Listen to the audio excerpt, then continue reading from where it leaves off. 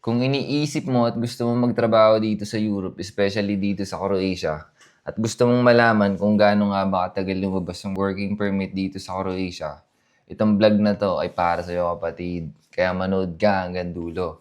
Kasi ang share ko dito is based on my own experience and based on my research. So,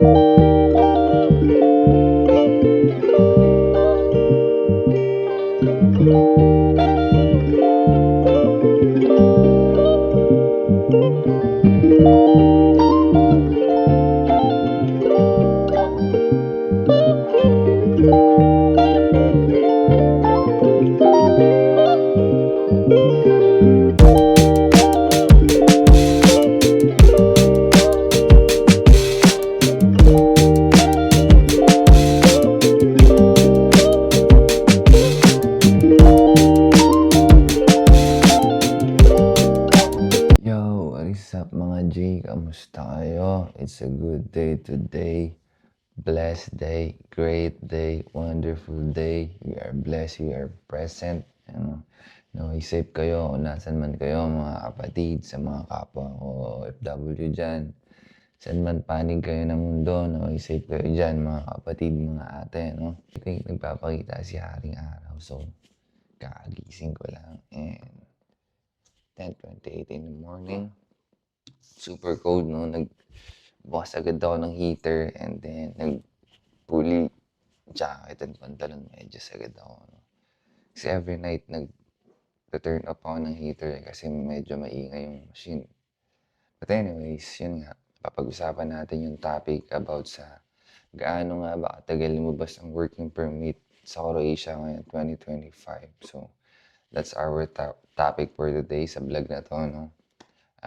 And sana makatulong to sa mga kapwa natin na OFW, especially sa mga nagbabalak pumunta rito na nasa Pilipinas or outside the Philippines. The question is, gaano nga ba katagal lumabas ang working permit ngayong 2025 dito sa Zagreb, Croatia? Tara, pag-usapan natin yan, kapatid. Kasi may nag-comment sa akin and I think it's nice na i-topic natin yun, no? Para makatulong o sa mga gusto ng advice or at least gusto makarinig ng idea about sa working permit, kung gaano katagal, ilan yung hihintayin, ano yung mga possible na nangyayari, bakit matagal, ano yung pwedeng gawin para mapabilis. So let's talk about that into this vlog. But yeah, so ngayon ay araw ng linggo. Man, Sunday, it's December 7. And ang weather natin is, what is the weather today? 8 degrees. Hindi ganun kalamig, no? Actually, may araw talaga.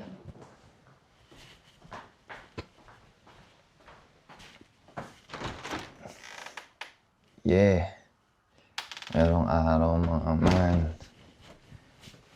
So ngayong araw is araw ng linggo. Ako ay maglalaro sa liga.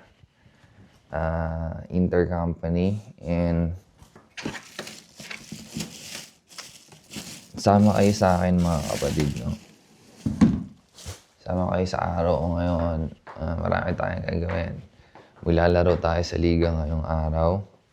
Sama kayo sa court para makita niyo yung community ng mga Pilipino, which is napakaganda, no? And sama kayo sa labas. Magtatapon mo na ang basura, G.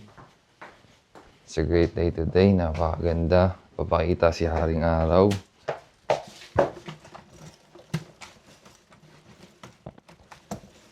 Sama kayo sa court, man. Oof. Tayo naman yan, G.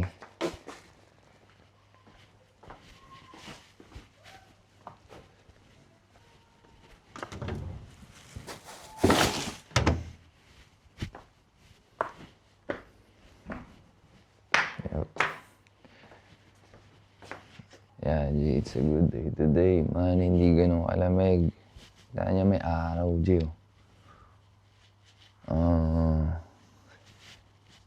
Eto mga nagdaang araw, sobrang cloudy. Hindi nagpapakita si Haring Araw. No? Laging maulap. So, and bukod sa laging maulap, laging umuulan, man. Hindi naman heavy rain, but laging maambon. Makapal yung fog. Look, tingnan nyo. Tingnan nyo naman. Tingnan yung scooter ko, G. Kaka-carwash ko lang yun kahapon, man, umaga. Ganyan ang senaryo kapag laging maulan, no? Winter vibe. So, at least ngayong Sunday, nagpakita si Haring Araw. And it's a good day today kasi gagala tayo. May laro tayo sa liga ngayon, sama kayo sa akin mga kapatid. And then, after na mga dapat natin gawin ngayong araw, pag-uwi sa bahay, papag-usapan natin magkano nga ba? Magkano? Papag-usapan natin yung topic natin na gaano nga ba katagal lumabas ang working permit ngayon 2025 dito sa Zagreb, no? Not specifically sa Zagreb, buong Croatia. So, pag-usapan natin yun mamaya. Sama muna kayo sa araw ko, mga kapatid.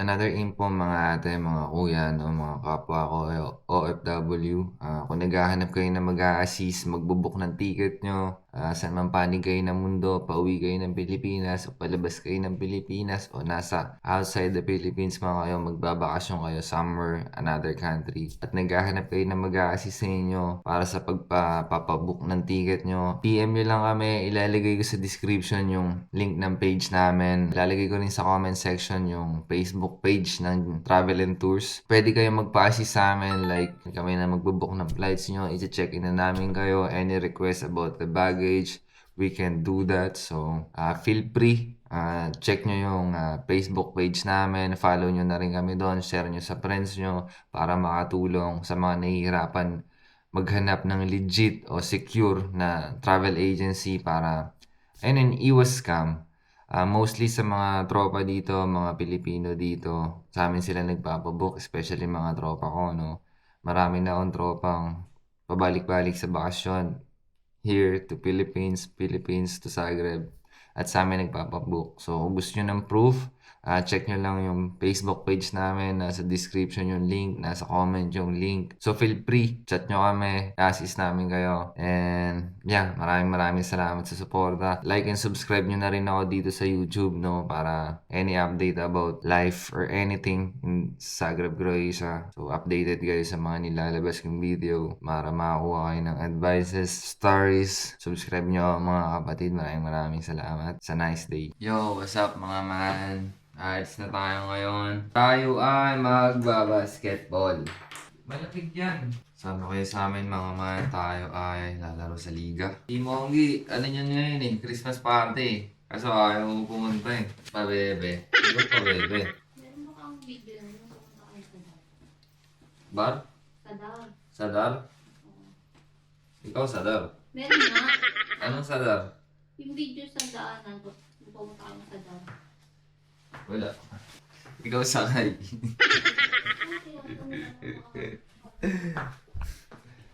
Tara na mga man. Saan ako man? Sasakay natin oh. Wala akong daro kahit magkano. Ha? Wala akong daro. Bakit? Ay, may mga benta pala doon ng mga kakanin. Biko. Baka gusto mo, pag nandun ka na. Wala akong kaya ng kanila. Wala ka, hindi ako magdadala ng magkano. Utang ako si Ben. Papanibra ko kayo. Wala akong matigas na friendship ko na yun. Tara na. Tara na, tagal mo naman. Itong mo. Huwag gumagana yan. Tayo man. Meron kasing ano eh. Overpass ba to? Underpass? Everypass. Kapit namin, G. Mga kapatid, nandito na tayo sa ating pupuntahan. Nagdalak lang ako ng scooter, men. Hindi ko alam kung saan yung mga Pilipino, G.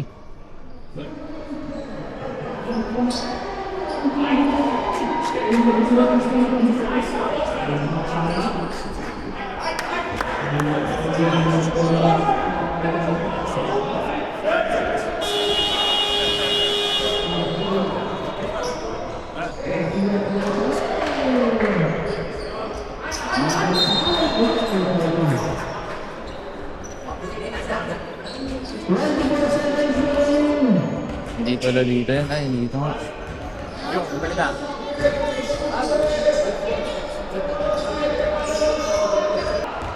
Asan yung isang liga? Meron din nun ngayon. Yung, Yung isang liga. ayun umaga kami. Socho. Tapos na? Tapos na. Panalo kayo? Oo. Napakalupit na talaga.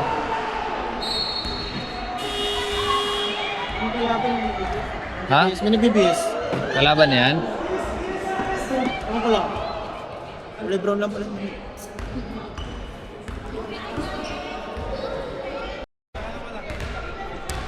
Kamusta? Mga tropa natin, kakarating lang, G. Toy! Tutoy!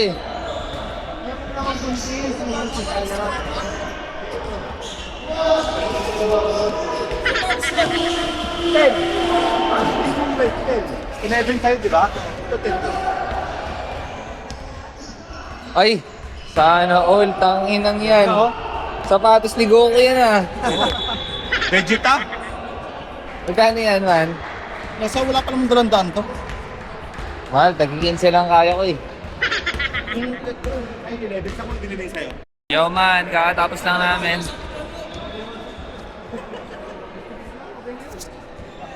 Buti nakadalawa ka ako, isang halag eh. Prito pa.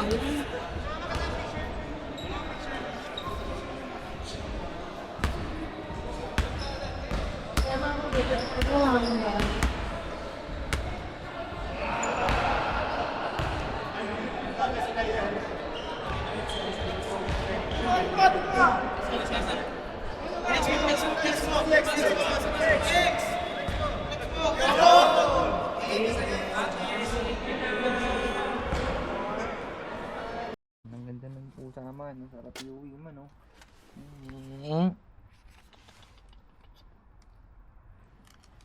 Tapos Ming. Man, dito kami sa student na lapit lang sa bahay, bibili lang kami ng merenda. Ang init, dito tayo ngayon sa... Ano binili mo? Oreo, hindi yan pwede. Hindi masarap yan. Ay, kung kumuha ka ng Hindi nga yan, ano, pwede. Ano tayong kakainin, G? Ito oh. Ayoko yan, gusto ko yung nasa plastic. alam mo ba, meron akong nakita. Ay, hindi ko alam yun. Parang popcorn. Ang sarap kaya. Ha? Yung parang popcorn. Ay, hindi masarap yun. Napakasarap yung bumagtip na lang. Bili natin, G. Nak.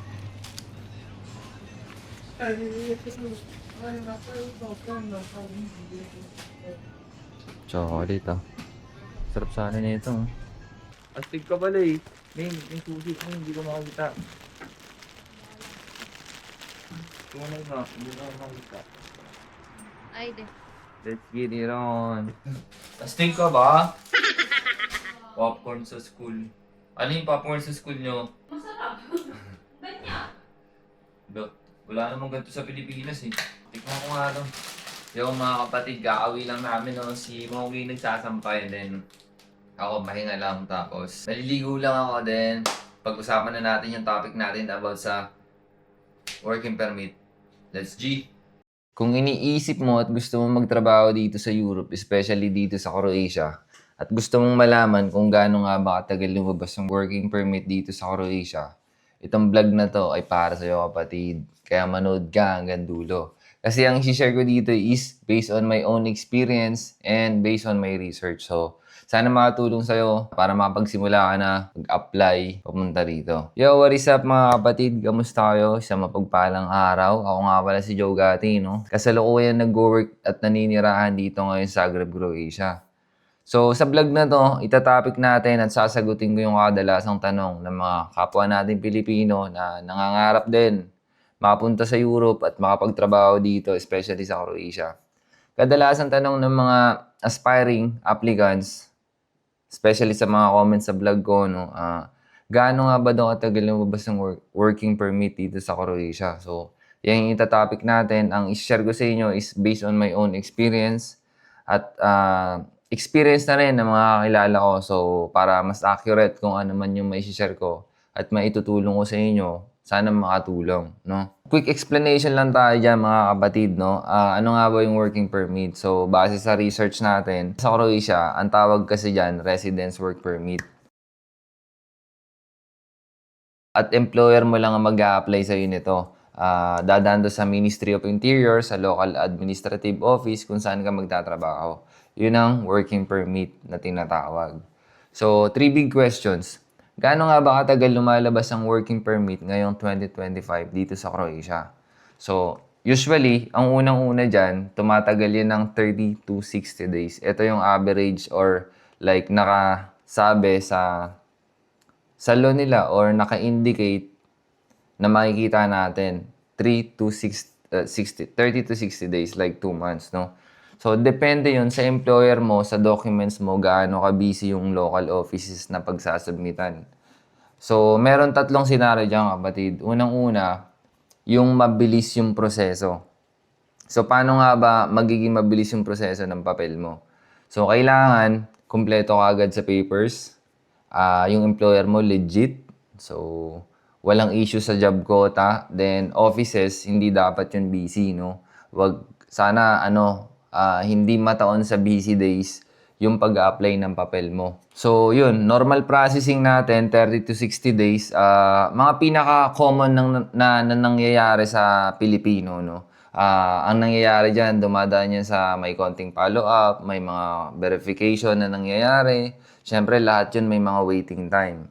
Di ba? Hindi agad mabe-verify, hindi agad napapollow up or something. So, nag-i-slow yung process natin doon. No? Kaya tumatagal lang 2 to 3 months yung mabagal na proseso. No? Kasi, ano nga ba yung mga dahilan kung bakit tumatagal ng 2 to 3 months? Let's say, kulang ka ng documents, may hinihinging revision, peak season ng applicant. So, syempre, iilan lang yung mga nag-aasikaso dito sa local office government, di ba? So, depende pa rin sa city. Meron mga city na mabilis mag-release ng working permit. Meron din mga city na matagal mag-release ng working permit, no? So, sa case ko naman, nandito ako sa city. Iba't iba rin kasi nakailang work na rin ako eh. So, meron akong 2 months, meron akong 6 months, meron akong 4 months. Then, yung latest ko is umabot siya ng 2.5 months. So, yun yung base sa experience ko, kapatid. Ganito usually, step by step kasi yung nangyayari dyan, mga kapatid. Yung employer mo, magsasubmit niya ng application. Ang working days niyan, 1 to 7 days. So, 1 to 7 days, matagal na yung kapatid. So, document check verification, pangalawa, tumatagal yan ng 1 to 3 weeks. Document check verification, no?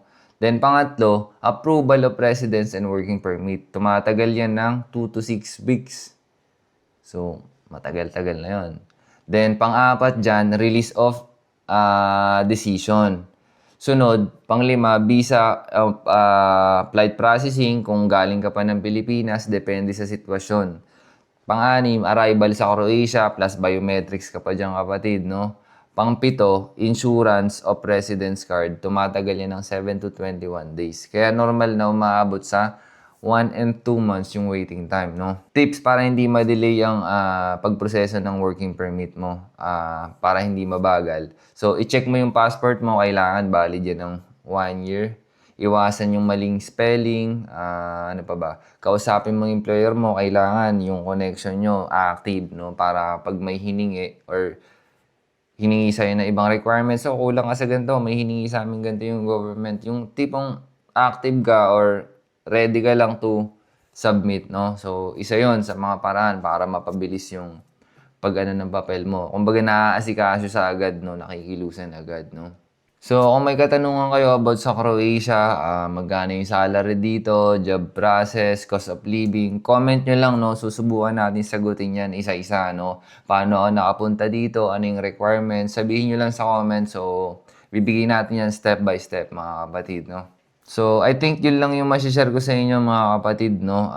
Sana nakatulong siya. Sana sa mga aspiring na OFW o nagbabalak na pumunta dito, especially dito sa Zagreb, Croatia, no?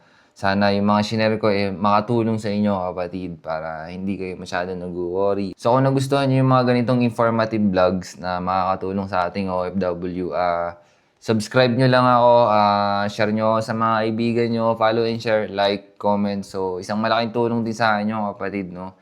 And maraming salamat sa inyo at see you in the next vlog. Hayde, ciao!